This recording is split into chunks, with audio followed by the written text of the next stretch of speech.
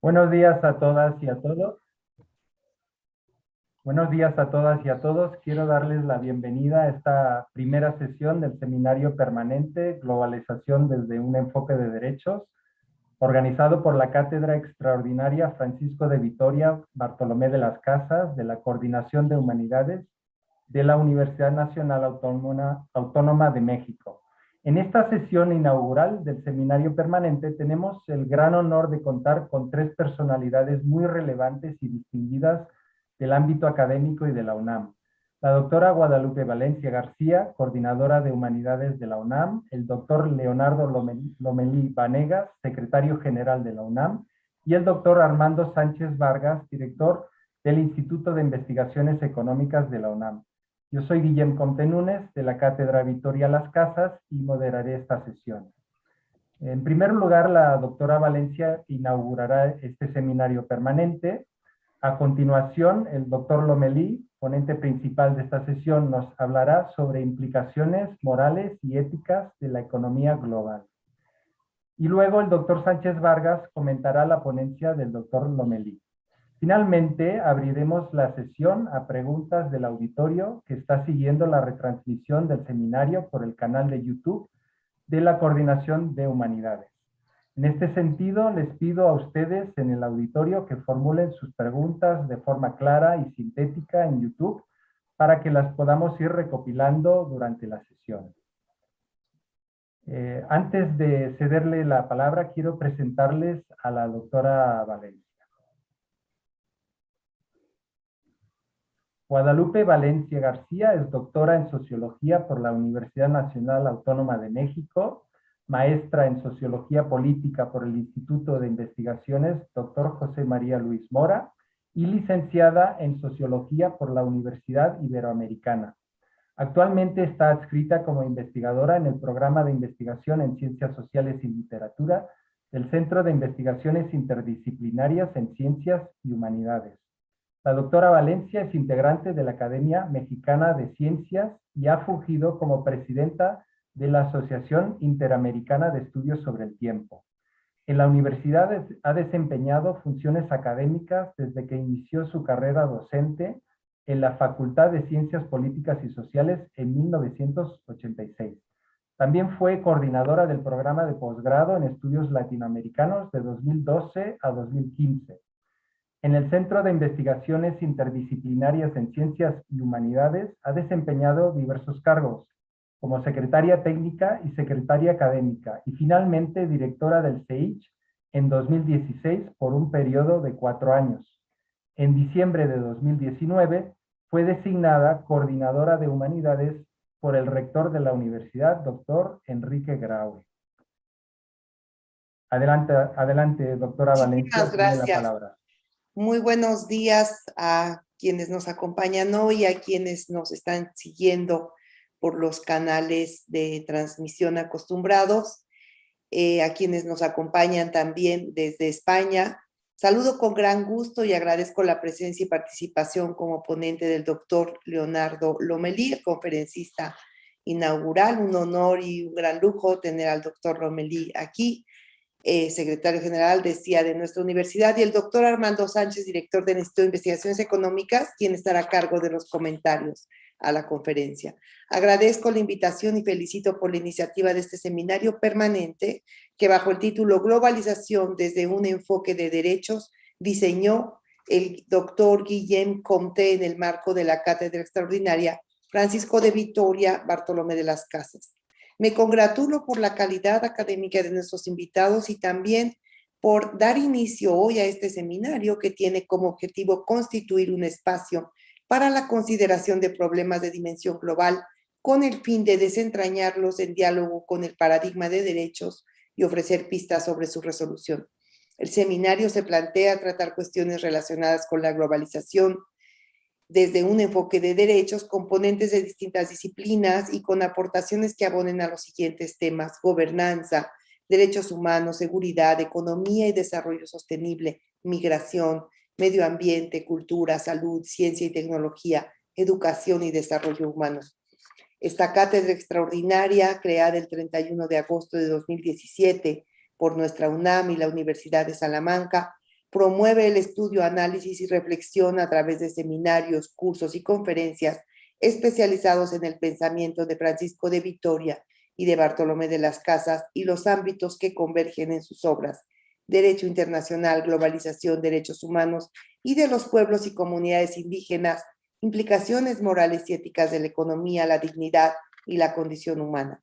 Con la conferencia a cargo del doctor Leonardo Lomelí bajo el título Implicaciones morales y éticas de la economía global, damos inicio a una serie de reflexiones académicas de gran alcance sobre las implicaciones que tiene para el mundo y las sociedades contemporáneas los procesos económicos, políticos y culturales que nos permean, estableciendo un puente con la vida, obra y pensamiento de Vitoria y de las Casas, y desde luego con la Universidad de Salamanca en España. Les deseo a todas y todos los participantes y al público asistente el mayor de los éxitos en las sesiones de trabajo que comienzan el día de hoy. Las invito a que estemos pendientes de las sesiones que tendremos a lo largo del 2022, en febrero, abril, junio, agosto, octubre y diciembre del próximo año. Muchísimas gracias. Muchas gracias, doctora Valencia, por inaugurar este seminario permanente de globalización desde un enfoque de derechos. Les presento a continuación a nuestro ponente, el doctor Lomelí.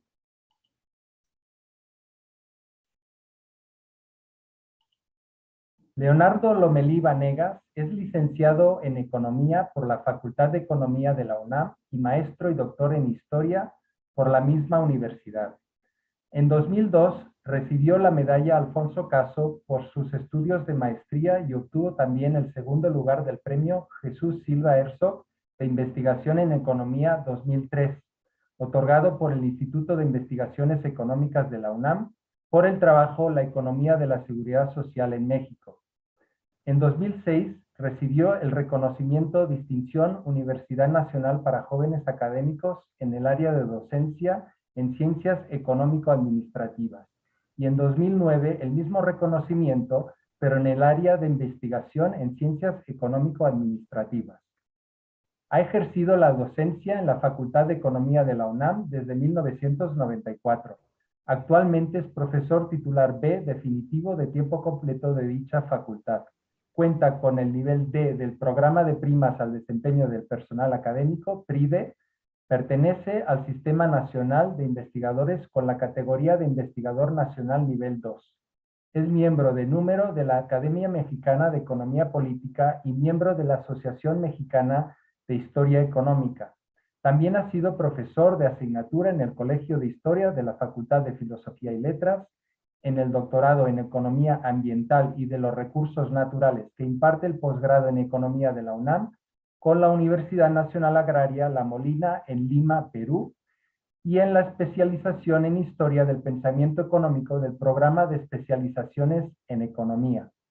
Es autor de 4 libros: Liberalismo oligárquico y política económica, del Fondo de Cultura Económica, de 2018, La política económica y el discurso de la reconstrucción nacional 1917-1925, de la Coordinación de Humanidades UNAM, de 2016, Puebla, Historia Breve, del Fondo de Cultura Económica, de 2010, y Breve Historia de Puebla, del Fondo de Cultura Económica y el Colegio de México, 2001. Es también coautor y coordinador de varios libros más y de artículos y capítulos de libros sobre historia de la política económica, política social y economía de la salud y la seguridad social en México. En febrero de 2010 fue designado por la Junta de Gobierno de la UNAM director de la Facultad de Economía para el periodo 2010-2014. El 17 de febrero de 2014 fue designado para un segundo periodo de 4 años al frente de dicha institución, y el 18 de noviembre de 2015 fue designado por el rector Enrique Graue, secretario general de la UNAM. Fue miembro de la Junta de Gobierno del Colegio de Sonora de 2015 a 2021. Actualmente es miembro del Consejo de la Comisión Nacional de Arbitraje Médico y del Consejo Técnico del Instituto Nacional de Estudios Históricos de las Revoluciones de México. Adelante, doctor Lomelí, tiene la palabra. Muchísimas gracias. Quisiera comenzar por agradecer a la doctora Guadalupe Valencia, al doctor Guillem Comte, la invitación para inaugurar este seminario de la Cátedra Extraordinaria Francisco de Vitoria, Bartolomé de las Casas. Y qué mejor tema podían haber escogido para este seminario que la globalización desde un enfoque de derechos, dado que me parece que es un tema por demás trascendente para el momento en el que estamos viviendo. A mí se me ha pedido que hable en particular sobre el tema implicaciones morales y éticas de la economía global, un tema que da para muchas reflexiones. Yo trataré de centrarme en los temas que me son más cercanos. Pocas frases me parecen tan esclarecedoras de las implicaciones morales y éticas de la economía global como lo es el subtítulo de un libro publicado hace unos 10 años por el Premio Nobel de Economía Joseph Stiglitz. El 1% de la población tiene lo que el 99% necesita. En los últimos 100 años, la humanidad ha logrado más avances científicos que los acumulados en los siglos precedentes. Contamos con los recursos humanos y materiales para resolver la mayor parte de los problemas económicos y sociales de la población mundial. Pero no lo hemos podido hacer porque los beneficios del progreso económico de las últimas décadas se han concentrado en muy pocas manos.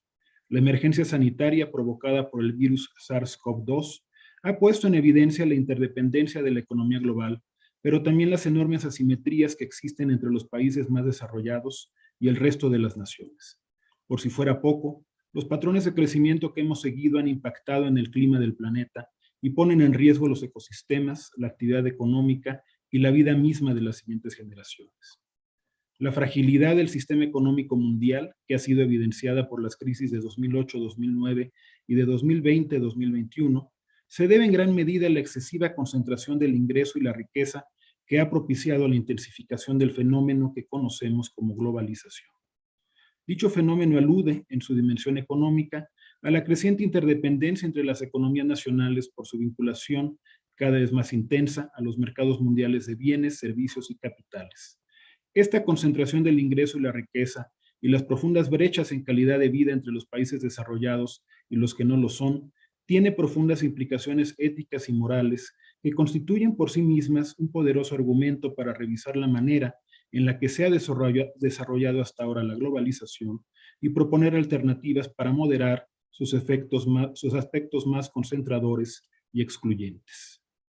La globalización no es un fenómeno nuevo, pero sí lo es la manera con la que se ha intensificado en las últimas décadas. A partir del descubrimiento de América por los europeos, se comenzó a presentar un aumento en la interdependencia de las economías que comenzaron a vincularse a través de la colonización y el comercio, precisamente en la época a la que alude la obra de Francisco de Vitoria y Bartolomé de las Casas, de tal forma que ya en el siglo XVII se presentó en Europa un importante fenómeno inflacionario que tuvo su origen en la elevada cantidad de metales preciosos procedentes de las colonias americanas.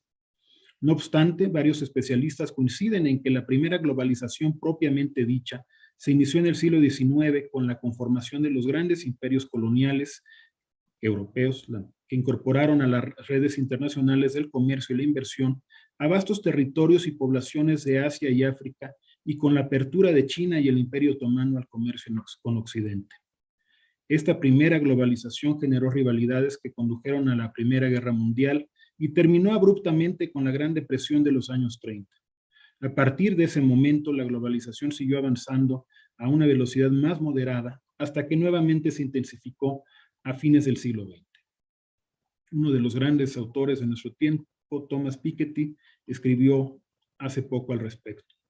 La integración comercial, migratoria y financiera del planeta ya había alcanzado dimensiones impresionantes durante la Belle Époque, 1880-1914. No obstante, la magnitud de los contactos humanos y de los flujos de información ha adquirido una dimensión muy distinta con la globalización digital e hipercapitalista de los años 1990-2020. La explosión del uso de medios de transporte y especialmente la difusión de textos, imágenes y sonido en todos los rincones del planeta, gracias a las tecnologías de la información, han llevado a formas de interdependencia cultural, socioeconómica, política e ideológica desconocidas hasta hoy. La economía global se ha desarrollado en los últimos 40 años a partir de una tendencia que podría definirse como globalización neoliberal, en la medida que ha predominado la lógica de mercado por encima de los intereses nacionales y de la definición de un nuevo orden internacional más justo e incluyente. Esta intensificación de la globalización fue de la mano del ascenso en los principales centros de poder político y económico del planeta, de la influencia de las ideas del neoliberalismo.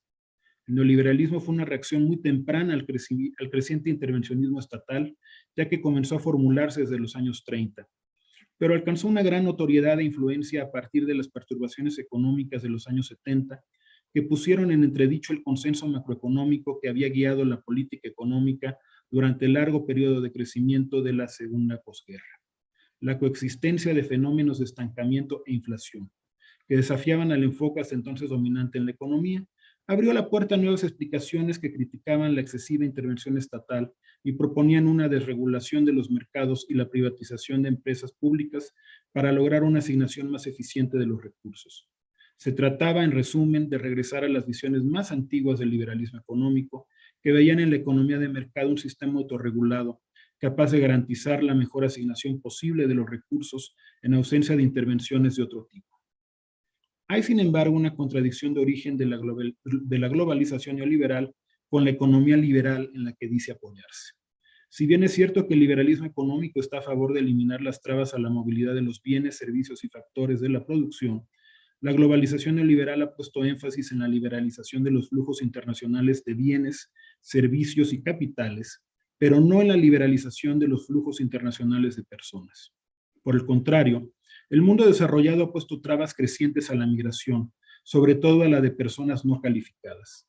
La paradoja reside en que buena parte de los beneficios que ofrecía la globalización neoliberal, como la convergencia entre los ingresos y salarios de la población de los países que participan en los mercados globales, no se materializan debido principalmente a que las restricciones a la movilidad de las personas no lo permiten. Pocos hechos como este son tan ilustrativos del carácter excluyente que ha asumido la globalización neoliberal de los últimos años.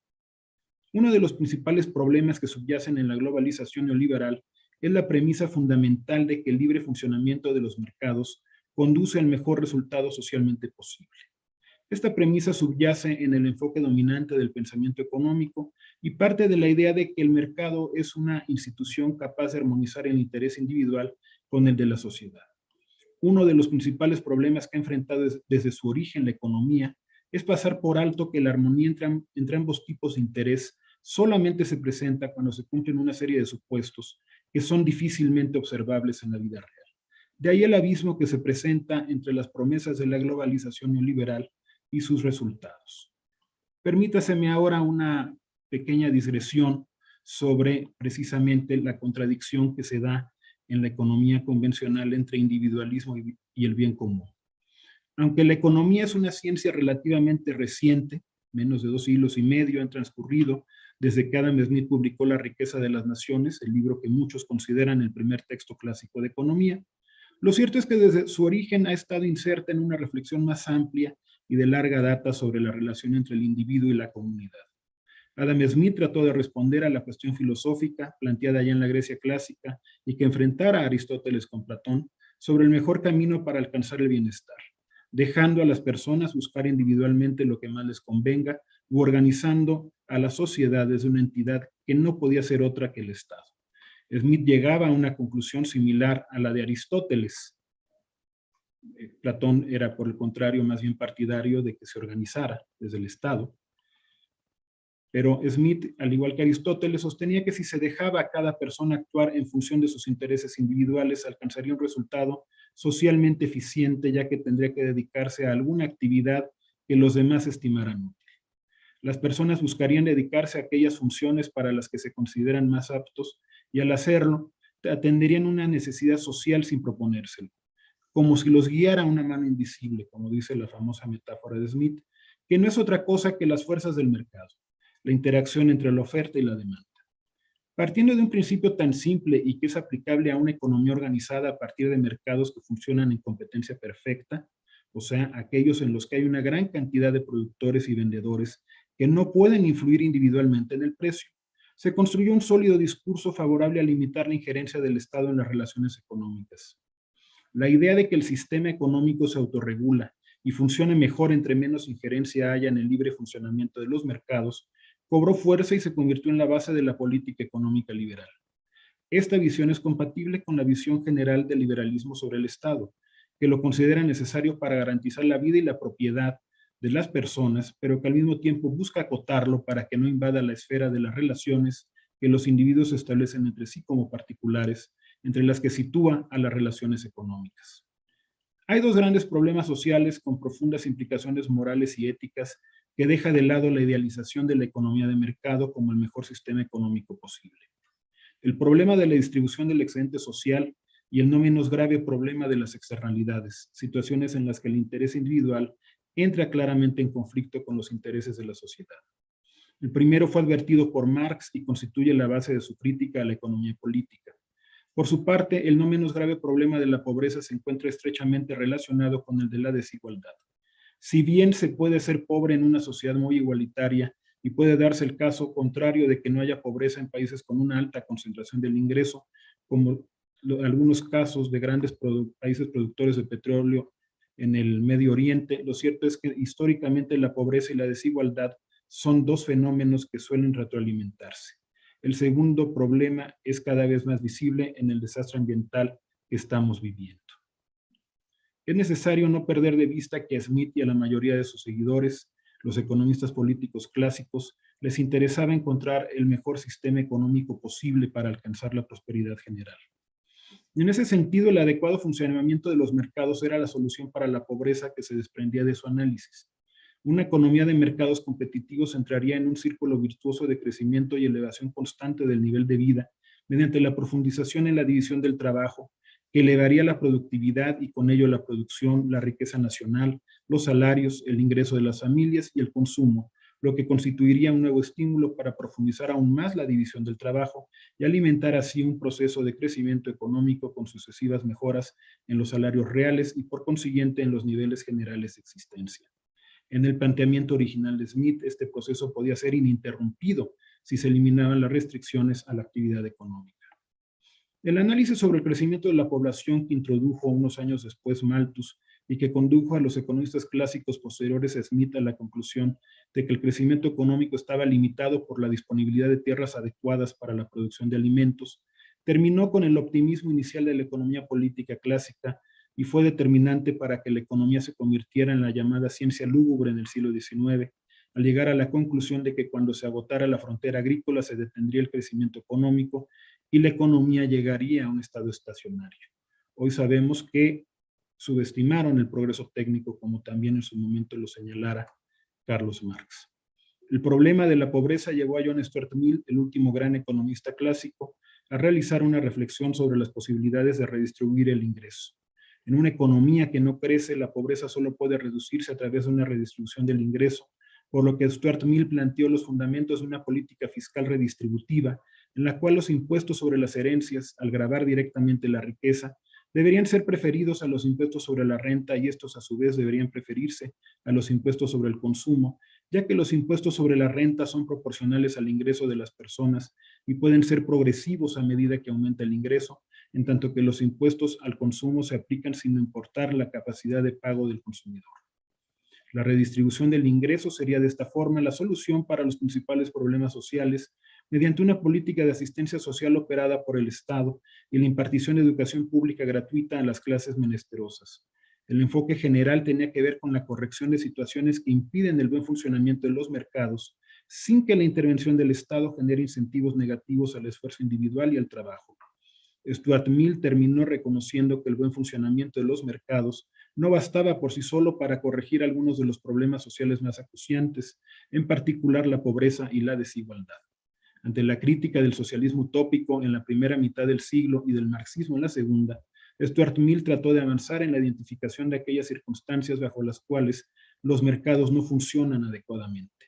Entre las funciones necesarias del Estado en la economía, Stuart Mill incluyó las facultades de poner tributos, acuñar moneda y establecer un sistema uniforme de pesos y medidas, la protección contra la violencia y el fraude, la administración de justicia y la vigencia de los contratos, el establecimiento y protección de los derechos de propiedad, incluyendo la determinación del uso del entorno, la determinación de los intereses de los menores y de los mentalmente incapacitados, y la provisión de determinados bienes y servicios públicos que, siendo de interés general, no son provistos en forma adecuada por los particulares, ya que carecen de incentivos económicos para hacerlo, como por ejemplo la construcción de carreteras, canales, diques, puentes, puertos, faros y servicios sanitarios.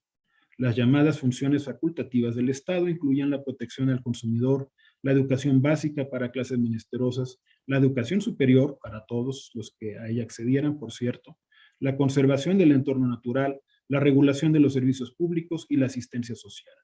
Sin embargo, es necesario tener presente que John Stuart Mill siempre señaló estas intervenciones como excepciones a la regla que establecía con claridad la superioridad del mercado como un mecanismo de asignación de los recursos. En ese sentido, la acción del Estado debía estar encaminada únicamente a resolver casos de excepción. En todos los demás casos, la interferencia del Estado se consideraba nociva. Reconociendo la necesidad de la intervención pública, al economista político inglés le preocupaba que ésta se diera de tal forma que generara incentivos para no trabajar. El avance significativo del pensamiento económico sobre la pobreza, como Stuart Mill, se debe al reconocimiento de que la capacidad de exclusión puede ser un factor que impida que los esfuerzos individuales permitan por sí solos superar la pobreza. En consecuencia, la política social que se desprende de este razonamiento tiene que estar basada en la igualdad de oportunidades, no de la renta, reconociendo además la existencia de una desigualdad natural de esfuerzos y talentos. Es por esto que las principales medidas que propuso Stuart Mill al respecto tendieran a garantizar acceso a la educación y a los servicios de salud para los pobres sin que pensara en canalizar hacia ellos ayudas monetarias que podrían generar incentivos al trabajo. La defensa de John Stuart Mill de la educación pública como igualadora de oportunidades y como transmisora de valores laicos debe ser entendida dentro de este esquema de interpretación. Al introducir la discusión sobre las funciones del Estado, el economista y filósofo político inglés planteó una agenda de investigación que sería retomada por varios autores, desde los institucionalistas americanos de fines del siglo XIX y principios del XX, como Thorstein Veblen a la cabeza, hasta los intentos por construir a partir de la economía neoclásica una teoría de las fallas del mercado que constituye la columna vertebral de la economía del bienestar.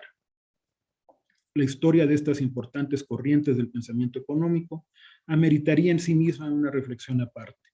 Basta decir que la complejidad del pensamiento de Stuart Mill sobre esta cuestión sigue siendo, a casi 150 años de su muerte, muy sugerente. El surgimiento de la economía del bienestar durante las primeras décadas del siglo XX constituyó una aportación fundamental que si bien fue parcialmente opacada por la revolución keynesiana, en el largo plazo sentó las bases para el desarrollo de la economía pública y de las herramientas fundamentales del análisis económico aplicado al diseño y evaluación de políticas sociales. La economía del bienestar trató de conciliar la preocupación fundacional de la disciplina por el bienestar general con el modelo de equilibrio general planteado por León Walras en la segunda mitad del siglo XIX. Toma como su punto de partida el principio de que los mercados competitivos son los mecanismos más eficientes de asignación de recursos, pero reconoce la posibilidad de que den lugar a una distribución del ingreso que no satisfaga a la sociedad y que justifique la intervención del Estado para buscar otra más equitativa. También reconoció la existencia de externalidades, situaciones en las cuales los costos privados de producción no coinciden con los costos sociales, como por ejemplo cuando se produce contaminación al producir o consumir un bien. Una de las aportaciones más importantes de John Maynard Keynes consistió en demostrar algo que antes que él, Malthus y Marx ya habían advertido.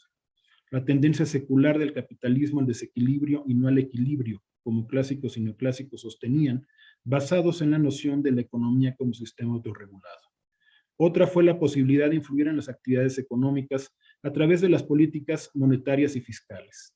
Y una particularmente importante para los fines que nos ocupan fue situar la función social del gasto público en una posición central para garantizar no solamente el crecimiento económico, sino el bienestar de la población.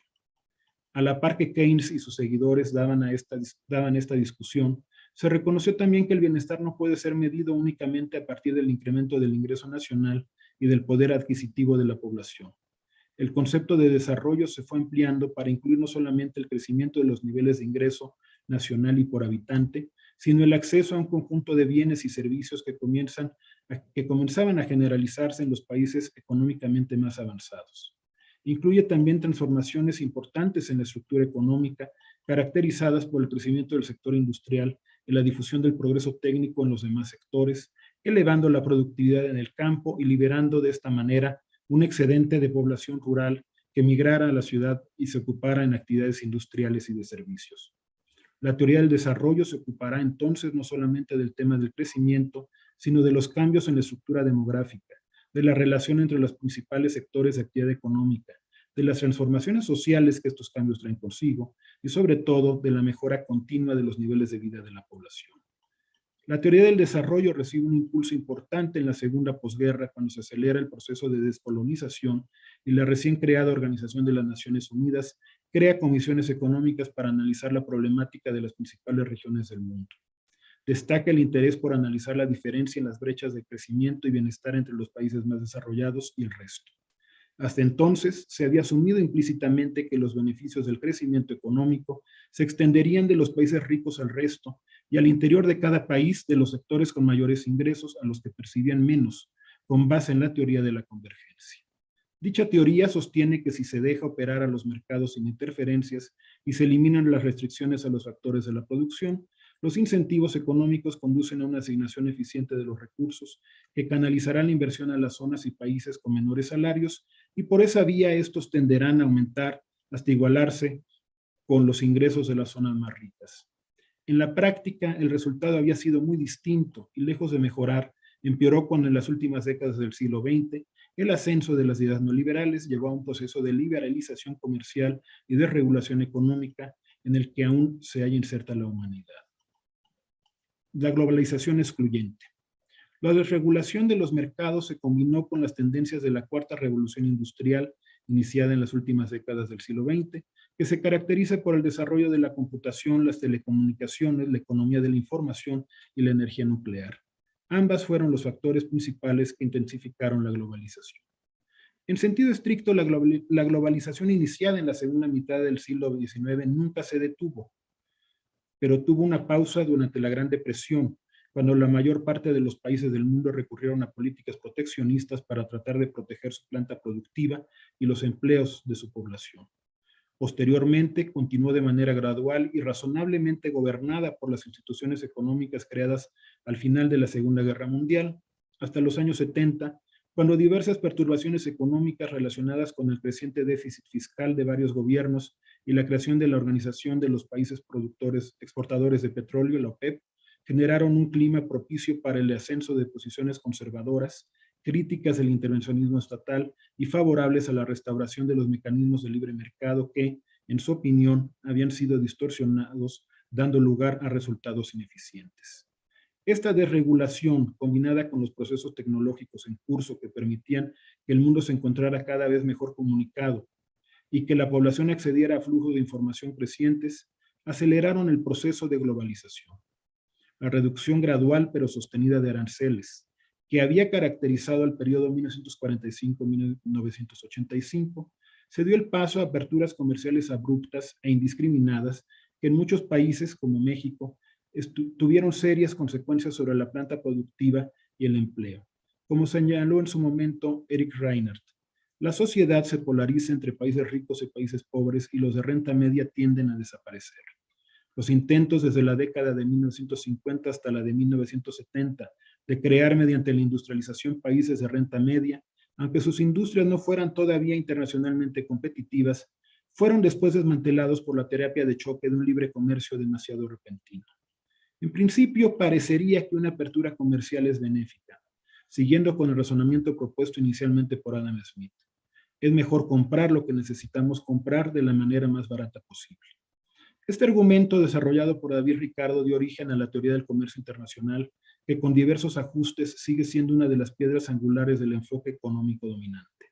Con base en esta teoría, los países deberían especializarse en producir aquellos bienes en los que enfrentan menores costos y adquirir el resto a precios más baratos en el mercado mundial.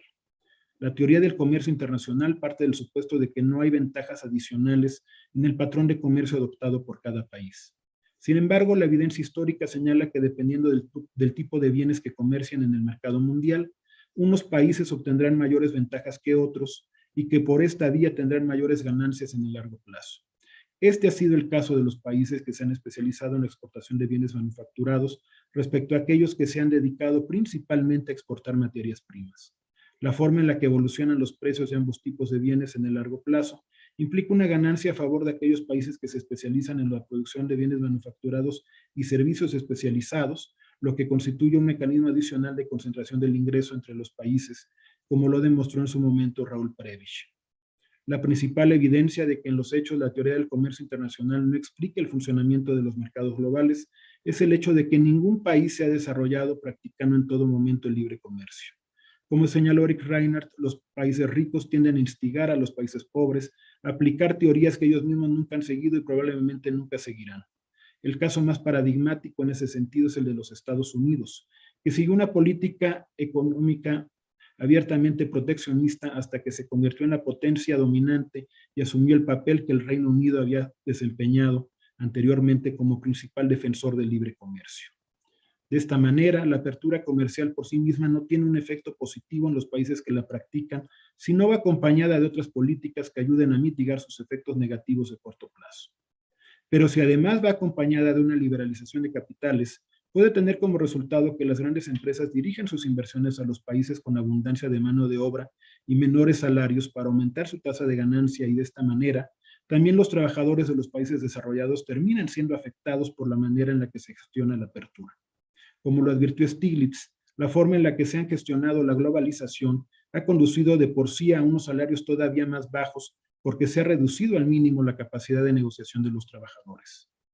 Con una elevada movilidad de capital y con unos aranceles bajos, las empresas sencillamente pueden decirle a los trabajadores que si no aceptan unos salarios más bajos y unas peores condiciones de trabajo, la compañía se trasladará a otro lugar. El economista egipcio Samir Amin, recientemente fallecido, señaló que la intensificación de la globalización era en gran medida una respuesta del capital para revertir las conquistas sociales de la segunda posguerra. La relocalización de la producción mundial mediante el desplazamiento de los procesos intensivos en mano de obra a los países en desarrollo cumplió el doble propósito de eludir el pago de salarios y prestaciones del primer mundo y también beneficiarse de regímenes fiscales más blandos. Al mismo tiempo, la insistencia en la desregulación de los mercados de bienes y servicios y en la liberalización financiera abrió el camino para que tanto las inversiones productivas como las especulativas pudieran eludir los controles de sus países de origen y propiciaron un ciclo económico más inestable, caracterizado por crisis más frecuentes que tenían su origen, en muchos casos, en las economías emergentes. La gran paradoja que encontró Samir Amin era que el crecimiento económico y el avance tecnológico alcanzado durante el periodo de aceleración de la globalización, iniciado en las últimas décadas del siglo XX, había generado una concentración de los recursos aún mayor que la precedente. Potencialmente, decía Samir Amin, el grado de conocimiento científico y técnico alcanzado hoy permitirá resolver todos los problemas materiales del conjunto de la humanidad. Pero la lógica que transforma el medio en fin, la ley del beneficio y la acumulación, ha producido a la vez un despilfarro gigantesco de dicho potencial y una desigualdad en el acceso a los resultados como no se ha conocido en toda la historia. La restauración del llamado capitalismo salvaje, sin restricciones a los flujos especulativos de capital, agravado con el creciente poder de las empresas transnacionales, se ha traducido en una economía global más inequitativa e inestable, propiciando una inseguridad económica similar a la que padeció el mundo hasta la reforma del capitalismo durante la Gran Depresión. Bueno, se crearon sistemas de protección social y se aumentó la carga fiscal al capital para financiarlos. Es importante destacar que esta restauración ha provocado severos costos sociales y ambientales que la hacen inviable. Esta situación nos obliga a buscar alternativas para que permitan reencauzar el desarrollo sobre nuevas bases que atiendan las necesidades de la mayoría y la viabilidad de la especie y de la vida en el planeta. Inviabilidad histórica y ambiental del capitalismo salvaje. Desde los años 30, cuando los estados nacionales asumieron la necesidad de intervenir de manera más activa en la regulación del sistema económico, y hasta los años 80, cuando se dio un viraje a nivel mundial a favor de reducir dicha intervención, el mundo vivió un experimento que, aunque no estuvo libre de contradicciones y problemas, logró avances importantes en la mayoría de los países en la reducción de la desigualdad, combinado con altas tasas de crecimiento y mejoras en los principales indicadores sociales. La característica principal de este experimento fue el incremento de la carga tributaria y la expansión del gasto social, así como avances importantes en los derechos sociales. Las perturbaciones económicas de los años 70 propiciaron una revisión y una fuerte crítica de las políticas económicas de inspiración keynesianas que habían predominado en la segunda posguerra. La salida que propusieron los economistas más liberales a la crisis de los años 70 fue una restauración de los mecanismos del mercado y una reducción del intervencionismo estatal. Traducido al ámbito de las relaciones comerciales, este ideario impulsó la apertura comercial y la desregulación financiera internacional. Fue así como se intensificó una globalización que en sentido estricto nunca se había detenido, pero que había sido gobernada hasta entonces por las instituciones multilaterales pactadas en Bretton Woods por los aliados, antes del fin de la Segunda Guerra Mundial, el Fondo Monetario Internacional, el Banco Mundial y el Acuerdo General sobre Aranceles y Comercio, el GATT, sustituido en 1995 por la Organización Mundial de Comercio. El argumento principal que los guiaba era que se podría corregir el crecimiento económico sobre bases más sólidas y en beneficio de todos. Esta pretensión, señala Stiglitz, tiene dos aspectos cruciales. El primero es que la globalización aumenta la producción total del país, tal y como se mide, por ejemplo, en términos de Producto Interno Bruto. El segundo es que si el PIB aumenta, la teoría económica del goteo hacia abajo garantiza que todo el mundo sale ganando. Ninguno de los dos aspectos es correcto. Es cierto que cuando los mercados funcionan perfectamente, el libre comercio permite que la gente se traslade de sectores protegidos a sectores más eficientes, no protegidos y dedicados a la exportación. Como consecuencia puede producirse un aumento del PIB, pero a menudo los mercados no funcionan así de bien. De hecho, yo diría que casi solo por excepción. Por ejemplo, los trabajadores desplazados por las importaciones a menudo no consiguen encontrar otro empleo. Se convierten en parados. La apertura comercial y la liberalización financiera se intensificaron a fines del siglo XX y los primeros años del siglo XXI, al amparo de lo que se definió como el Consenso de Washington y tras el colapso de los países de Europa del Este, para aludir al acuerdo que existía entre los principales organismos internacionales garantes de la estabilidad económica internacional, el FMI y el Banco Mundial, cuyas sedes están en Washington, y el gobierno de los Estados Unidos. Se trataba de un conjunto de recomendaciones para instrumentar reformas con orientación de mercado o profundizar en ellas. En su conjunto, el consenso de Washington no solamente fracasó en orientar hacia el desarrollo a los países que adoptaron sus políticas, como México, sino que contribuyó a aumentar la volatilidad de la economía mundial. La paradoja estriba en que cuando estalló la crisis de 2008, rápidamente se pidió la intervención de los estados y el retorno a las políticas keynesianas de estímulo a la demanda y a la inversión que se consideraban separadas.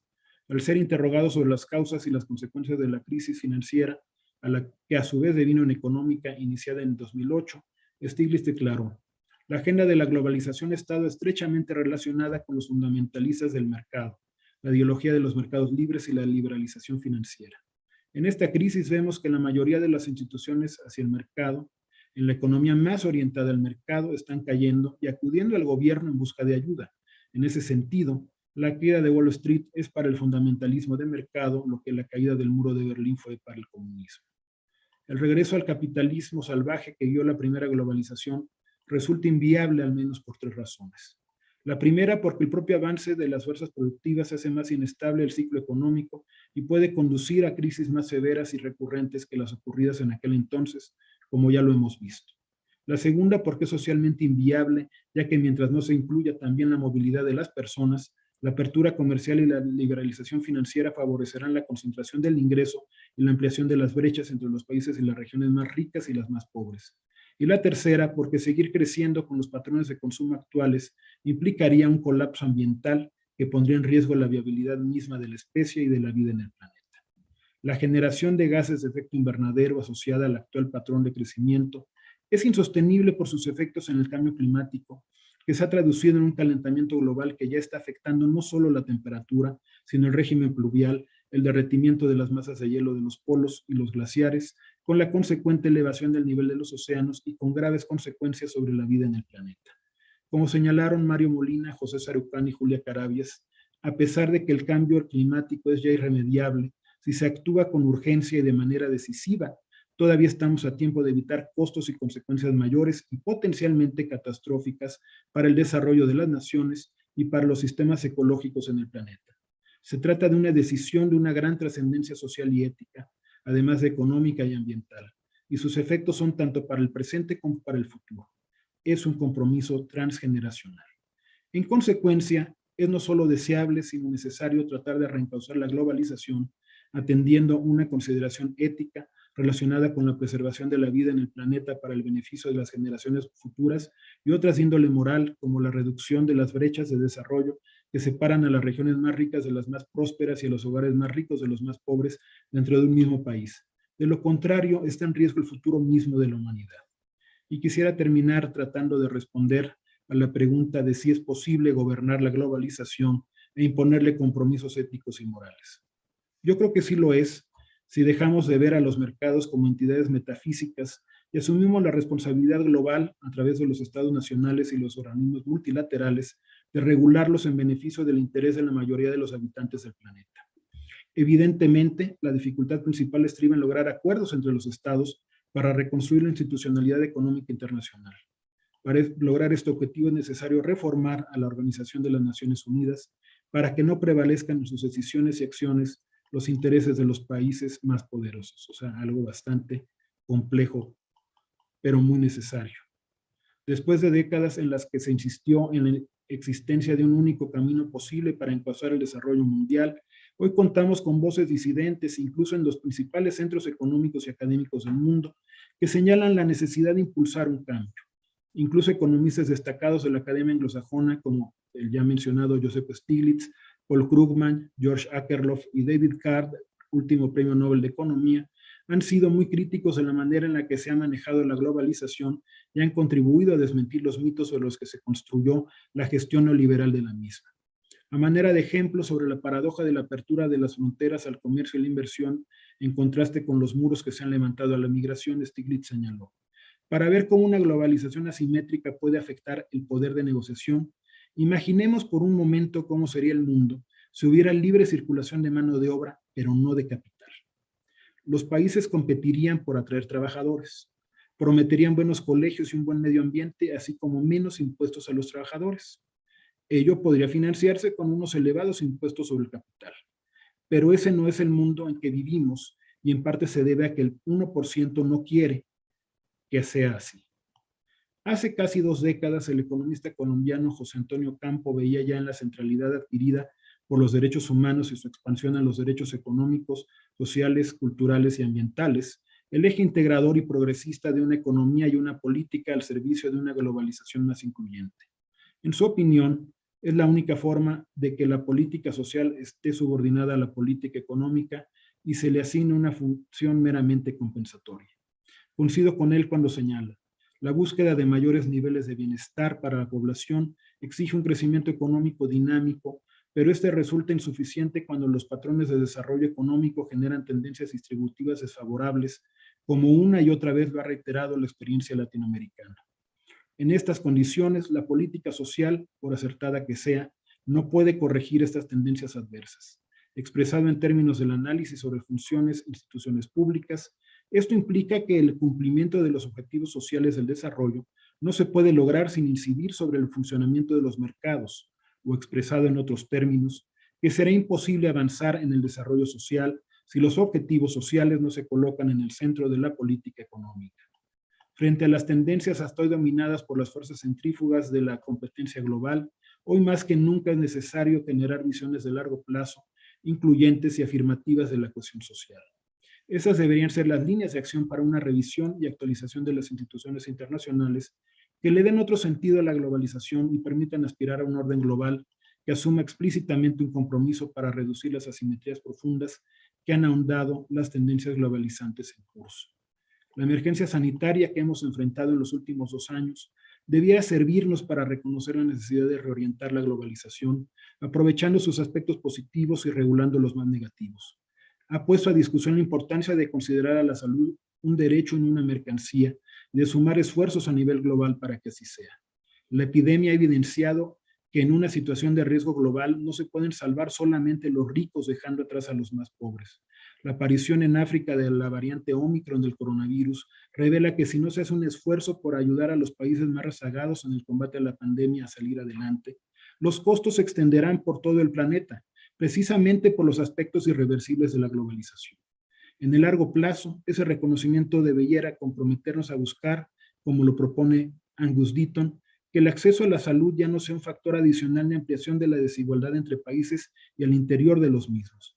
Eaton contrasta así los avances con los rezagos en materia de salud y nutrición en el mundo. Los pueblos del mundo no solo están viviendo vidas más largas o se están enriqueciendo, las personas se están volviendo más altas y más fuertes, lo que acarrea varias consecuencias buenas que posiblemente incluyen un incremento de la habilidad cognitiva. Pero igual que en los casos de la mortalidad y el dinero, la distribución de los beneficios ha sido desigual.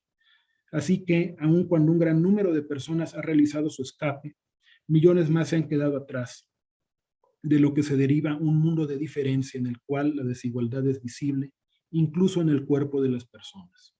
La propuesta del presidente de Estados Unidos, Joe Biden, de crear un impuesto global que grave a las transnacionales es claramente un paso adecuado en la dirección de gobernar la globalización para alcanzar una mejor distribución de los recursos. Pero para lograr construir una globalización más incluyente se requiere una reforma del sistema de gobernanza global que ponga en el centro de los objetivos mundiales la mitigación de los efectos negativos del cambio climático y acciones encaminadas a reducir la desigualdad entre los países. No son objetivos fáciles de alcanzar, porque los equilibrios entre el Estado y el mercado en el capitalismo siempre han sido inestables. Pero es necesario un acuerdo global que se exprese también al interior de cada país con el fortalecimiento de los derechos sociales en su sentido más amplio, que incluya los derechos económicos, sociales, culturales y ambientales. Una agenda ambiciosa, pero necesaria si queremos darle un futuro más promisorio y sobre todo más viable a las próximas generaciones. Muchas gracias.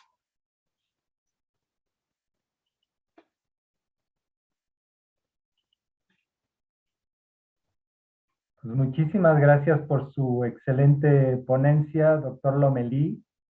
Y quisiera comentar, pero la verdad es que le robaría el espacio al doctor Armando Sánchez, entonces sin más preámbulo le voy a dar paso, pero primero le presento.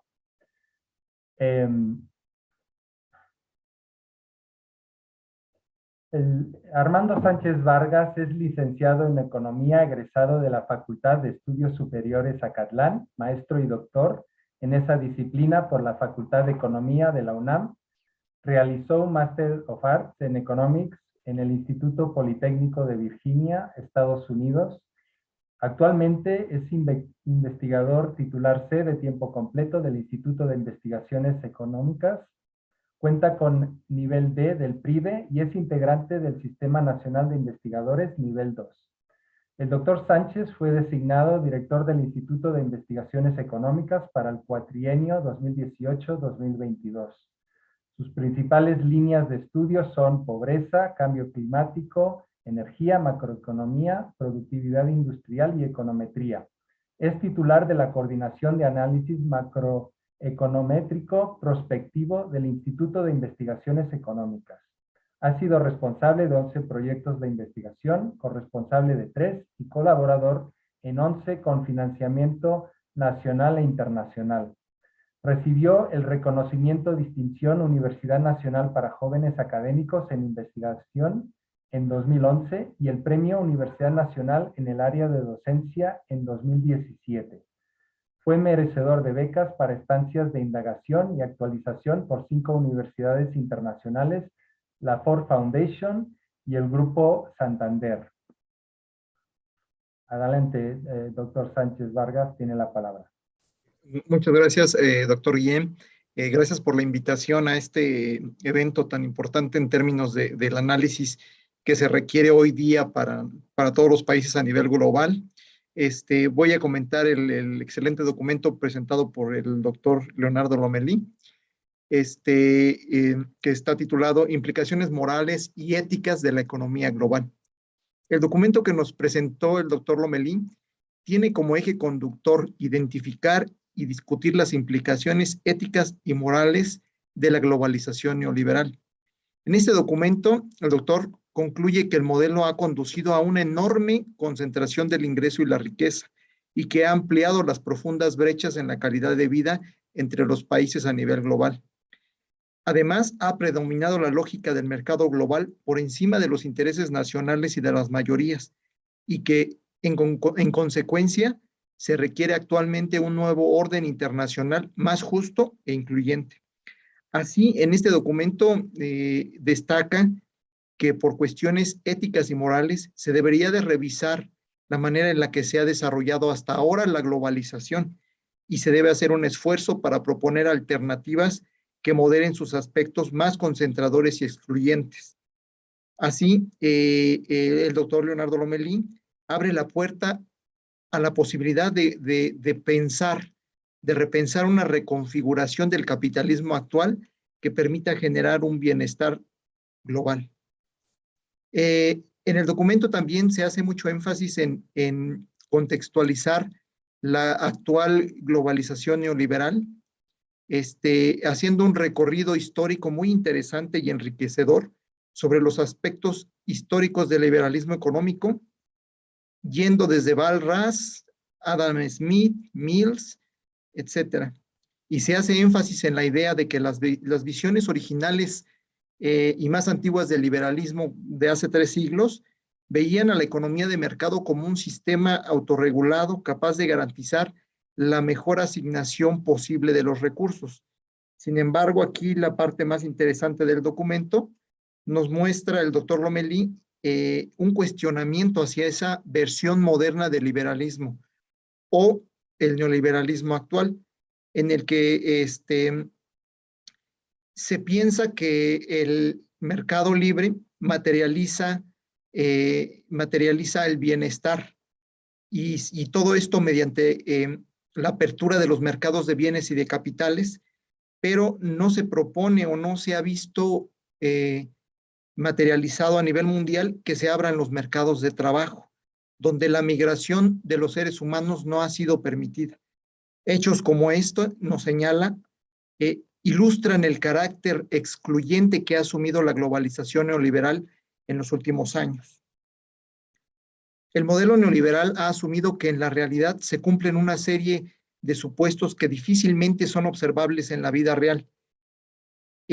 Uno de los supuestos, de hecho, es que si se dejaba a cada individuo actuar en función de sus intereses individuales, se alcanzaría el mejor resultado socialmente eficiente. Pero lo que hemos visto en la actualidad es que más bien ha surgido un abismo entre las promesas de la globalización y los resultados efectivos en el bienestar. También durante la ponencia que nos acaba de brindar el doctor Lomelí, se menciona que hay 2 grandes problemas sociales que tienen profundas implicaciones morales y éticas. El primero, el problema de la injusta distribución de la riqueza. Y el segundo, y tampoco un problema menos grave, el de las externalidades, situaciones en que el interés individual entra claramente en conflicto con los intereses de las mayorías. Yo me atrevería a afirmar que la contribución más importante de este documento es la idea de que la restauración del capitalismo salvaje ha provocado severos costos sociales y ambientales, lo que lo hacen inviable al sistema capitalista tal cual como se está funcionando hoy día, y la obligación a nivel internacional de buscar alternativas a este capitalismo que permitan reencauzar el desarrollo sobre nuevas bases, que atiendan a las necesidades de las mayorías y que hagan viable la vida en el planeta.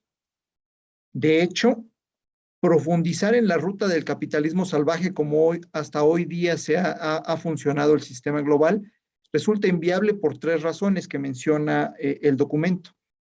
La primera razón que lo hace inviable es que el avance de las fuerzas productivas hace más inestable al ciclo económico y podría conducir a crisis más severas en el futuro. En segundo lugar, nos sugiere que mientras no se incluya la movilidad de las personas, la apertura comercial y la liberalización financiera favorecerán aún más la concentración del ingreso y la ampliación de brechas. En tercer lugar, los patrones de consumo actuales implicarían un colapso ambiental que pondría en riesgo la viabilidad de la especie humana y de la vida en el planeta. En consecuencia, el doctor Lomelí concluye que es necesario tratar de reencauzar la globalización atendiendo una consideración ética relacionada con la preservación de la vida en el planeta para el beneficio de las generaciones futuras y otras de índole moral, como la reducción de las brechas del desarrollo que separan a las regiones más ricas de las más prósperas. De no suceder esto, estaría en riesgo el futuro mismo de la humanidad. Finalmente, me gustaría enfatizar en que uno de los valores agregados más importantes de esta reflexión que nos presenta el doctor Lomelí se puede sintetizar en la siguiente pregunta que él nos acaba de plantear ahorita. ¿Es posible gobernar la globalización e imponerle compromisos éticos y morales? La conclusión más importante es que sí, pero solo si dejamos de ver a los mercados como entidades metafísicas y asumimos la responsabilidad global a través de los estados nacionales y los organismos multilaterales de regular todo esto en beneficio del interés de la mayoría de los habitantes del planeta. Lograr construir una globalización más incluyente requiere una reforma del sistema de gobernanza global que ponga en el centro los objetivos mundiales, la mitigación de los efectos negativos del cambio climático y acciones encaminadas a reducir la desigualdad entre países.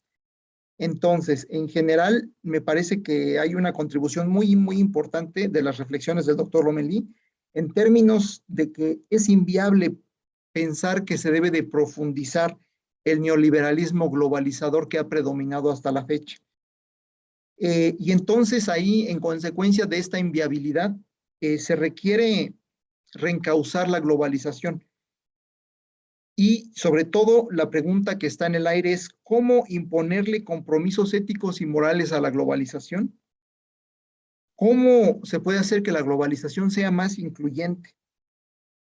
Y finalmente, una pregunta con la que me gustaría terminar mi intervención y que sería muy, muy interesante escuchar la opinión del doctor Lomelí, es ¿cómo imaginar cómo debería ser la reforma del sistema de gobernanza global actual, hacia dónde deberían de ser los cambios para que podamos paliar estas injusticia distributiva y esta desigualdad que ha promovido el neoliberalismo globalizador. ¿Hacia dónde deberíamos de pensar que deberían de ser los cambios en este sistema de gobernanza global para que pudiera ser más incluyente? Con eso concluyo mi presentación, felicitando nuevamente al doctor Lomelí por las reflexiones que nos acaba de presentar. Gracias. Muchas gracias por su comentario, doctor Sánchez Vargas. Doctor Lomelí, ¿quiere dar una réplica al comentario del doctor Sánchez Vargas? Muchas gracias. Pues en primer lugar agradecer los generosos comentarios del doctor Armando Sánchez Vargas. Comentar que algunos temas que dejé fuera de la conferencia, porque bueno, pues había que cortar en algún momento y es un tema apasionante.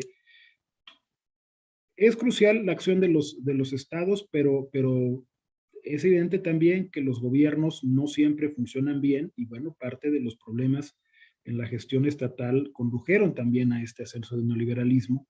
Y aquí la sociedad organizada juega un papel muy importante que no hay que perder de vista. Yo creo que la posibilidad real que tenemos de impulsar una agenda hacia los cambios que son necesarios debe de tomar como punto de partida también la participación de la sociedad, de distintas organizaciones que han impulsado varios temas que hoy han influido en la agenda global. Todo esto para tratar de responder la pregunta del doctor Sánchez Vargas de cómo debería ser la reforma del sistema de gobernanza global. Desafortunadamente, desde que entró en crisis el sistema de instituciones económicas diseñada en Bretton Woods a mediados de los años 70 aproximadamente, ha habido escasos intentos serios de reforma y bueno, esto se ha sumado posteriormente a la necesidad más apremiante aún en la actualidad de discutir en su conjunto la reforma del sistema de Naciones Unidas. El Fondo Monetario Internacional y el Banco Mundial pues nacieron de un compromiso entre una visión más progresista que era la de Keynes en las conferencias de Bretton Woods, una visión más conservadora que era la de los en ese momento representantes del gobierno de Estados Unidos, y evidentemente requería ya ajustes en los años 70 por los cambios que había experimentado para entonces la economía mundial. Hoy se hace más necesario, entre otras cosas, que el Fondo Monetario Internacional asuma una posición distinta a la que históricamente ha llevado a cabo, de guardián de la ortodoxia monetaria y financiera, más que de un organismo que debe de procurar, de ayudar a los países a corregir sus problemas macroeconómicos. Les ha impuesto una serie de programas de ajuste que han sido particularmente recesivos y onerosos, como fue el caso, entre otros, del propio país nuestro. El Banco Mundial ha funcionado de una manera muy acotada en promover el desarrollo en el mundo, y cuando lo ha hecho ha sido también tratando de imponer ciertas políticas muy alineadas en estas visiones que se plasmaron en el Consenso de Washington. Entonces, se tiene que partir de una discusión como la que se dio en Bretton Woods justo al final de la Segunda Guerra Mundial, para tratar de adecuar estas instituciones para los fines que se persiguen, y en esta discusión se debe de englobar también la Organización Mundial de Comercio, que ha sido para todo fin práctico incapaz de obligar a los países ricos a actuar en reciprocidad. Los países ricos impulsan la apertura de los países menos desarrollados, pero en cambio son particularmente exitosos en proteger a aquellos sectores que les interesan, y esto se ha convertido en un factor adicional de asimetrías. Entonces, se debe de discutir la reforma de estas tres instituciones, pero para que esa discusión sea exitosa, se tiene que discutir la reforma misma del sistema de Naciones Unidas. Y yo creo que esto pasa por limitar las atribuciones del Consejo de Seguridad y por discutir también el poder de veto que tienen 5 países en el Consejo, que frena las decisiones incluso de la Asamblea General, que es el máximo órgano en teoría de la propia organización. Es la única posibilidad real que yo veo de construir un nuevo sistema de gobernanza global, que creo que debe de asumir una serie de acuerdos indispensables, entre otras, gravar al capital y los flujos internacionales de capital de una manera que no puedan seguir desestabilizando las economías en desarrollo, y que también les impongan la necesidad de contribuir a alcanzar aquellas metas que se fijen en común las naciones para mitigar la desigualdad, porque estos flujos, gracias a la liberalización comercial, lo que han hecho es beneficiarse de la existencia de paraísos fiscales, buscan especulativamente invertir en aquellos países en los cuales en algunos momentos hay situaciones ventajosas para obtener ganancias rápidas. Cuando la situación cambia, retiran rápidamente sus ganancias y provocan crisis como la que ocurrió en México en 1995 y en otros países de Asia, incluso en Rusia en 1998. O sea, es importante un acuerdo global para controlar esta movilidad de capitales que los ha llevado a eludir el pago de impuestos y que los ha hecho potencialmente desestabilizadores de la economía mundial. Esa es la base a partir de la cual se puede restablecer también la capacidad de los propios estados nacionales de tener políticas más exitosas para promover el crecimiento y el empleo, porque lo cierto es que por la forma en la que se ha desarrollado la globalización, el margen de maniobra de los estados nacionales es hoy mucho más reducido de lo que era cuando en los años 30 tuvieron éxito las políticas de inspiración keynesiana. Entonces, acuerdos globales que permitan crear un escenario favorable a reducir la desigualdad y que le permitan también a los estados nacionales poder diseñar políticas más eficaces al interior de los mismos para reducir la desigualdad, creo que es la apuesta por la que deberíamos encaminarnos. Y otro gran tema que debe de estar en el centro, lo ha estado, pero al final los compromisos siguen estando por debajo de las necesidades, es el tema de los acuerdos en materia ambiental. La pasada cumbre que tuvimos en Glasgow, pues no logró los resultados esperados, entre otras cosas, porque hay la renuencia de muchas de las economías que son las que contribuyen con la mayor contaminación a asumir compromisos más fuertes. Mientras no lo logremos, va a ser difícil alcanzar el objetivo de reducir las emisiones de tal manera que, como lo proponen en el libro que cité, el recientemente fallecido Premio Nobel de Química Mario Molina, el ex rector Sarucán y la maestra Julia Carabias, logremos un compromiso transgeneracional para preservar los ecosistemas del planeta y mitigar los efectos del cambio climático, reduciendo las emisiones de gases de efecto invernadero. Entonces, yo creo que esas son las características que debería de asumir la reforma del sistema de gobernanza global. Necesitamos necesariamente que los principales países, Estados Unidos, China, las principales potencias europeas, Japón, estén dispuestos a ceder una parte del poder que tienen, y en particular los que tienen capacidad de veto en la ONU, en aras de llegar también a un sistema pues, que sea más democrático a nivel mundial y que pueda asumir acuerdos de más largo plazo que no se vean afectados por los intereses de corto plazo de estos países.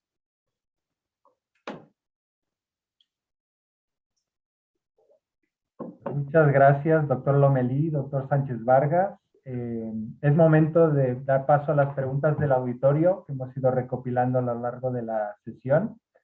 Y quisiera empezar con este tema, ¿no? de la gobernanza global que ha ido comentando doctor Lomelí. Y tenemos una pregunta que dice, ¿cómo convencer a las grandes potencias a participar en este gobierno de la globalización, entendiendo que perderán grandes privilegios? No sé si vamos una por una o quiere que le comente dos o tres. Pues podríamos juntar tres. Ok. Luego también, en la misma línea de la gobernanza, dice, ¿es viable la gobernanza global expuesta por Nicolás Sartorius? Y luego, también la misma persona pregunta, ¿la economía global sería más justa y equitativa si adoptáramos el DER en lugar del dólar? Entiendo que es una, no sé, una divisa, bueno, no sé, DER en mayúscula en lugar del dólar. Quizá bueno, ya son tres preguntas, adelante, por favor. Yo creo que es más fácil convencerlas hoy que hace 30 años, que solo había una gran potencia después de la caída del muro de Berlín. Entre más multipolar sea el mundo, más incentivos tendrá para cooperar hacia la construcción de un orden más estable en el largo plazo. Yo creo que es importante, por supuesto, convencer a Estados Unidos, a China, y bueno, sigue teniendo un peso específico, más militar que económico, la propia Rusia. Entonces, yo creo que al final hay un argumento muy importante para tratar de convencerlos, que todos están padeciendo en menor o mayor medida, y Estados Unidos, pues claramente, la creciente desigualdad que se traduce en mayores flujos migratorios. Es una de las preocupaciones que hoy están impactando a Estados Unidos, pero también a Europa. Yo creo que va por ahí, tratar de convencerlos que la forma en la cual se ha desarrollado la globalización ha generado tales presiones, tales tensiones, que bueno, pues no se puede permanentemente estar levantando muros y no se puede estar presionando a los demás países para que traten de frenar la migración si no se hacen cambios de fondo en el sistema mundial que generen oportunidades a la población para que no tengan que emigrar de esta manera tan desordenada, y al mismo tiempo abriendo ellos mismos las puertas a una migración que puede ser mucho más ordenada, pero siempre y cuando se lleguen a acuerdos entre todos los países. Creo que la apuesta de largo plazo es que la gente no tenga que emigrar por falta de oportunidades en su país, y eso lleva a atacar las razones de la desigualdad en los países. Pero el hecho de lograr acuerdos migratorios que le den mayor certidumbre a las personas para poderse mover por el mundo, como bien lo decía el propio Stiglitz, en sí mismo creo que ayudaría a mitigar los aspectos más favorables de la globalización como la hemos conocido hasta ahora.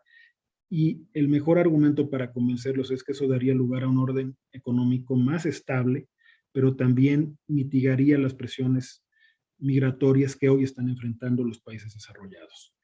No conozco a detalle la propuesta de gobernanza global de Sartorius, entonces mentiría si ahorita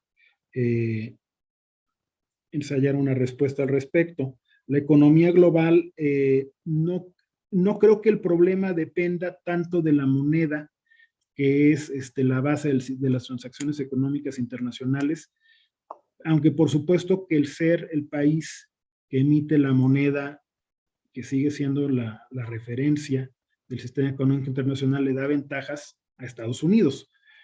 Esto se podría sustituir por no necesariamente por otra moneda, sino por una canasta de monedas, como algunos lo han propuesto ya, o por una nueva moneda que inclusive se llegara a acordar globalmente. Podría ser parte de la discusión para este nuevo sistema. Pero el dólar, cuando se escogió como base del sistema, era porque el dólar garantizaba una convertibilidad directa con el oro. Era la transición de un sistema basado en el patrón oro a un sistema que se conoció como patrón dólar-oro, porque el dólar tenía un valor fijo en relación al oro, y esto implicaba que todos los países que en ese momento tuvieran sus reservas en dólares podían cambiarlos por oro, y Estados Unidos se comprometía a cambiarles los dólares por oro. Por eso incluso durante muchos años se volvieron míticas las reservas de oro, todavía existen en el fuerte Knox de Estados Unidos. Fue a principios de los 70 cuando Francia trató de hacer efectiva la conversión de una parte de sus reservas en dólares en oro, y que el gobierno de Estados Unidos, entonces era presidente Richard Nixon, y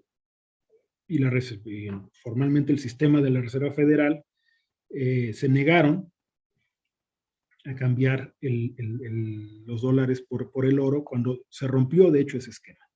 Y a partir de ese momento lo que hemos tenido es un esquema en el cual la moneda más fuerte se deprecia frente a las otras, pues, dependiendo de las tensiones económicas que hay en el mundo. Entonces, se puede adoptar otra moneda. El dólar, a pesar de todos sus altibajos, sigue siendo una moneda relativamente dominante, porque es, dentro de lo que cabe, de las más estables, pero lo podría ser también el euro en el futuro. O sea, al final, creo yo que sería más interesante movernos a una canasta de monedas, o sea, el dólar, el oro y alguna otra moneda. Los chinos han sido particularmente reacios a que el yuan se convierta también en una moneda fuerte, porque ellos continuamente recurren a la depreciación de su moneda para ganar competitividad internacional y abaratar sus exportaciones, pero se podría discutir, o la creación de una nueva moneda, como ya se ha propuesto por varios especialistas, una moneda global que podría ser la base de este nuevo sistema, que tendría sus complejidades también. Los bancos centrales de los distintos países se tendrían que poner de acuerdo para ver cómo se gestiona esta moneda común, ¿no? Muy bien. Otras 3 preguntas. Una, dice, nos habla de que habría que reformar la gobernanza global para obtener una globalización más ética. Pero ¿qué puede hacer el Estado mexicano para contribuir desde sus políticas públicas a humanizar la globalización? Y a una, luego, ¿qué efectos destacaría de la globalización económica en México? Y finalmente, si pensamos en América Latina, ¿sería factible plantear un mercado único con libre paso de capitales, personas y mercancías?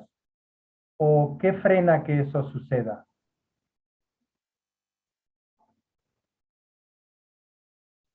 Adelante.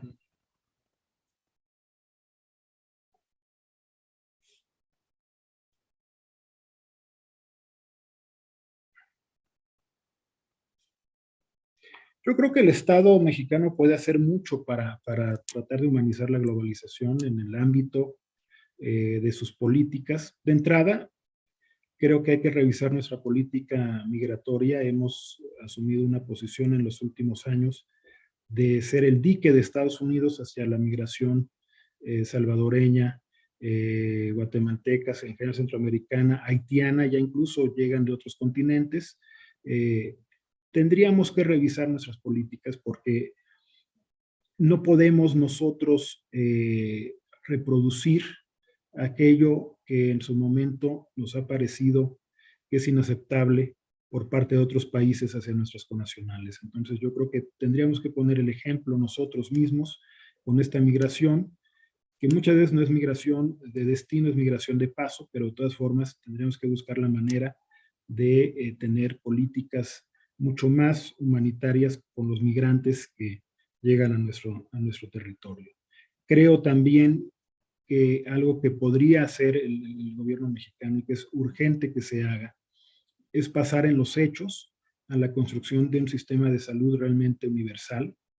Eso cuesta, por supuesto, pero creo que ahí es hacia donde habría que orientar una eventual reforma fiscal y también reasignar las prioridades de gasto. Yo creo que los dos factores que más pueden ayudar a superar la desigualdad en el largo plazo, y no lo digo yo, lo dicen muchos especialistas, lo dice la evidencia empírica, es la inversión en salud y en educación.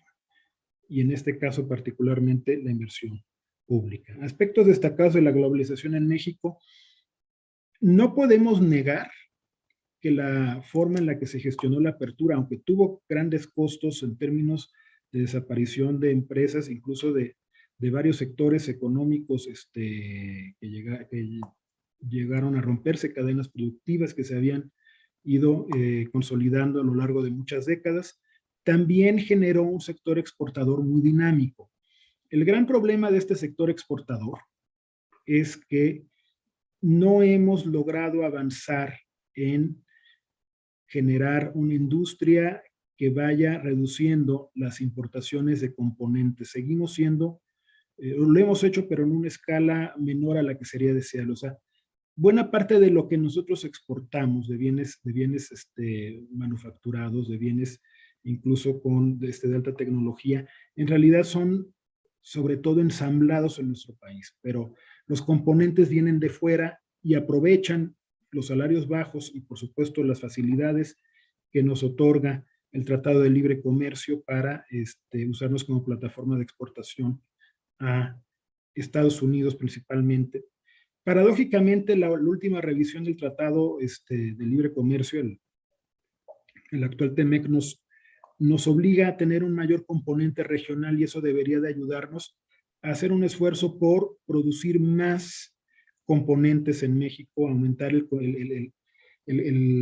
grado de, el valor agregado que nosotros añadimos aquí, producir bienes más sofisticados, con mayor componente tecnológico y por esa vía ir avanzando y esto debería de traducirse también en una mejora de los salarios en nuestro país. Pero sí es indudable que la globalización genera una plataforma de exportación de México que para poderla aprovechar debidamente deberíamos de fijarnos la meta más ambiciosa de aumentar la producción de bienes con mayor contenido tecnológico. Se han hecho muchos esfuerzos para buscar la integración de América Latina, pero me temo que han sido más en el discurso que en la realidad. O sea, no se les ha dado continuidad. Yo creo que podríamos empezar, más que plantearnos crear de la noche a la mañana una zona completamente integrada, yo creo que podríamos empezar por algunos experimentos que pudieran ser interesantes. Y uno de ellos se planteó hace poquito, en la reunión que tuvo en septiembre aquí la Comunidad de Estados Latinoamericanos y del Caribe, la CELAC, la idea de crear un sistema de autosuficiencia sanitaria latinoamericano, o sea, tratar de buscar la complementariedad de nuestros países para la producción de medicamentos, de vacunas y de equipos de salud, y por esa vía avanzar en un caso práctico de integración. Si lo logramos en la salud, podemos comenzar a replicarlo en otros sectores, y creo que por esa vía es más fácil avanzar que por la que emprendimos desde los años 70, que creamos la Organización Latinoamericana de Libre Comercio, la Organización Latinoamericana de Energía, que son organismos que ahí están, que han logrado algunos avances, pero que no han logrado finalmente el gran objetivo que es la integración. Creo que deberíamos de fijarnos tal vez metas más modestas, pero más fáciles de cumplir, y esto podría llevarnos a asumir metas cada vez más ambiciosas. Muy bien. 3 preguntas más. Sí. La primera, ¿considera posible que las grandes economías como Alemania estén dispuestas a compartir las tecnologías verdes a países en desarrollo e invertir en ellas? Segunda, entendiendo que la participación de las naciones en la ONU es voluntaria, ¿cómo se podría obligar a los participantes a seguir las resoluciones? Es decir, no solo dejándolo en recomendaciones. La tercera, basándose en el caso de Irlanda, ¿sería benéfico para países en desarrollo reducir la tasa de impuestos para potencializar su economía? A ver, esta última otra vez. Sí. Basándose en el caso de Irlanda, ¿sería beneficioso para países en desarrollo reducir la tasa de impuestos para potenciar su economía?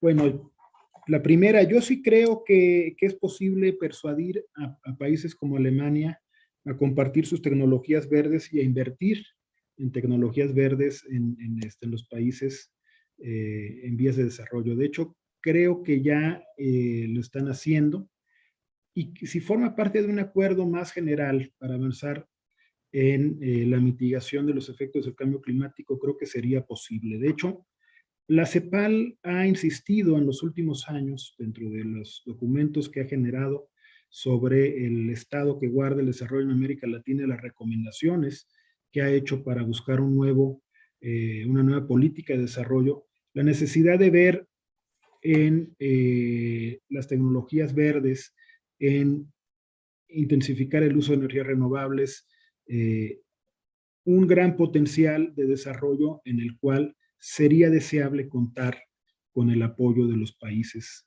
más avanzados en estos temas. ¿Se puede obligar a las naciones a obedecer los acuerdos? Se puede obligar cuando involucran ahora sí que cuando son decisiones que afectan a los demás miembros. En efecto, la ONU no puede ordenarle a un país que no se puede meter en temas estrictamente de política interior, no le puede decir cómo hacer las cosas adentro, pero sí puede tomar acciones e incluso sanciones en aquellos casos en los que afectan a los vecinos. El caso más evidente, por supuesto, ha sido en el caso de los conflictos bélicos, pero no es el único. Entonces, sí se puede obligar, incluso con la normatividad actual de las Naciones Unidas, a los Estados miembros a cumplir con ciertos acuerdos cuando sus acciones afectan a los demás. Evidentemente hay un margen en el que cada estado es soberano, y bueno, pero incluso hay acuerdos internacionales que son obligatorios en materia de, por ejemplo, de derechos humanos al interior de cada país. Y en esos casos se pueden también eventualmente adoptar sanciones a los países que no cumplen con esos acuerdos. Entonces, sí hay un margen en el cual el sistema internacional puede obligar a los Estados miembros a actuar. Y sí, por supuesto, la afiliación es voluntaria, lo tendrá que seguir siendo, pero en el largo plazo los incentivos a pertenecer a la ONU yo creo que son suficientemente poderosos como para obligar a los Estados miembros a que se conduzcan dentro de los acuerdos que han sido sancionados por la organización. Entonces yo esperaría que en los temas más importantes sí exista la capacidad de poder hacer cumplir los acuerdos.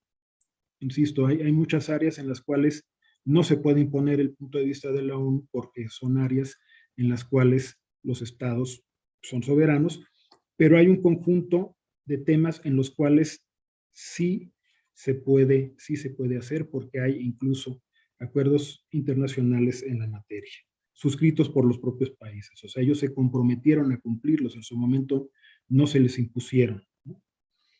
Y bueno, esta idea de bajar impuestos para promover el crecimiento, en el corto plazo pueden dar resultados, precisamente, a ver, es parte del problema de que pueden atraer capitales, pero a costa de empobrecer a otras naciones, y en el largo plazo también hay que ver que esta política de bajar impuestos no es compatible con la creación de un Estado fuerte para promover los derechos sociales. Se necesita de una fiscalidad mayor para poder proporcionar a la población en su conjunto una serie de bienes y servicios que debe de proveer el Estado. Entonces, muchos países han recurrido a bajar impuestos para atraer impuestos, para atraer capitales, y lo han logrado en el corto plazo, pero en el largo plazo son políticas insostenibles y que además le generan problemas a los demás países. O sea, precisamente lo que están premiando es la evasión fiscal en otros países. Están atrayendo a aquellos capitales que prefieren pagar menos impuestos ahí, pero a costa también de precarizar más las condiciones de vida de los trabajadores de su propio país de origen y en general pues de la mayor parte de la población mundial. Es precisamente los aspectos que se critican de esta globalización, que premia a los capitales y castiga en cambio a la población, no le impide migrar, no le impide acceder a salarios más dignos. Entonces son políticas que creo que no forman parte de los acuerdos globales a considerar, porque es una forma hasta cierto punto de competir por la inversión, bajando los impuestos, pero en el largo plazo eso creo que genera mayores desequilibrios. Y sí, puede generar crecimiento en el corto plazo Irlanda, pero habrá que ver qué tan sostenible es esa política en el largo plazo y también qué consecuencias tiene en materia de igualdad y derechos sociales en Irlanda. Muy bien, pues hasta aquí las preguntas. Doctores, si les parece, si podemos tener un comentario final de cada uno de ustedes antes de cerrar. Doctor Sánchez Vargas, ¿podría empezar, por favor? Y pues yo celebro mucho que se haya presentado estas ideas. Creo que es inevitable, va a ser una discusión que presenta el doctor Lomelí en su ponencia, pero que es algo actual. Si no se reflexiona esto a nivel mundial y global y en las organizaciones internacionales, pues esa inviabilidad va a estar presente todo el tiempo, ¿no? Debe haber reformas, cambios y bueno, todo con la finalidad de que haya un bienestar global, no solo para unos cuantos, sino para las mayorías. Muchas gracias. Adelante, doctor Lomelí. Muchas gracias. Yo quisiera terminar diciendo que ya hemos tenido varias llamadas de advertencia. La primera fue la crisis global de 2008-2009. Fue muy seria, pudo haber sido más grave. Se recurrió a políticas, ahí sí típicamente keynesianas, para rescatar a las empresas, en particular al sector financiero, y en cuanto salieron de la crisis volvieron a hacer exactamente lo que saben hacer, a especular. Se negaron a que aumentara la carga tributaria para de esa manera pues resarcir el endeudamiento en el que incurrieron la mayor parte de los gobiernos para rescatarlos. O sea, no rescatados criticaron al que los había salvado. En el caso de Estados Unidos se fueron contra el gobierno del entonces presidente Barack Obama. Y la economía mundial sigue siendo muy inestable. La segunda llamada de atención ha sido la emergencia sanitaria que hemos vivido y que también se expresó en una crisis económica. Si lo vemos, aún aceptando de que el origen de esta segunda crisis económica en una década fue un problema de una epidemia que nadie se esperaba, lo cierto es que revela la fragilidad de la economía mundial y nos advierte de que es inviable seguir en este esquema si no se lleva a cabo una reforma profunda. Si esto le añadimos el retroceso que se experimentó en los últimos años en el cumplimiento de los acuerdos que ya se habían alcanzado en la cumbre de París, en el Acuerdo de París, en materia de reducción de contaminantes, y en gran medida, hay que decirlo, el retroceso se debió pues a las políticas del presidente Trump durante los 4 años que gobernó en Estados Unidos, y nosotros como país tampoco estamos contribuyendo en este momento a alcanzar esos acuerdos, porque estamos apostándole nuevamente, estamos retrocediendo en el apoyo a las energías renovables. Bueno, pues todo esto nos lleva a que hay muchas señales de alarma que deberíamos atender si no queremos llegar a una situación más complicada para el mundo. Entonces, insisto, no son acuerdos fáciles, no va a ser sencillo lograr una reforma en la dirección deseable. Seguramente el resultado final va a dejar todavía muchos problemas que atender, no quedaremos del todo satisfechos, pero hay que emprender pronto una reforma del sistema mundial si no queremos llegar ahí sí ya a una crisis de proporciones aún mayores. Yo creo que todavía estamos a tiempo, pero que ya estas advertencias que hemos recibido nos deberían llevar a reflexionar de que ya no tenemos mucho margen de maniobra para seguir posponiendo esta discusión. Pues esperemos que así sea y que se tomen medidas pronto y sustantivas. Bueno, muy bien. Para cerrar, quiero agradecerle mucho, doctor Leonardo Lomelí, por su ponencia, también al doctor Armando Sánchez Vargas y a la doctora Guadalupe Valencia por haber inaugurado este seminario permanente. También nuestro agradecimiento va a ustedes que han asistido a esta sesión a través de YouTube.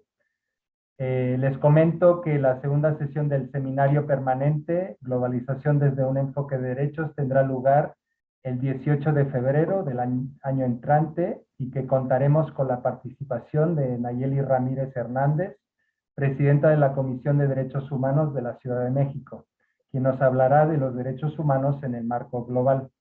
Entonces, esperamos encontrarnos, ¿no?, con ustedes en esa fecha. Muchas gracias y buenas tardes. Hasta luego. Gracias.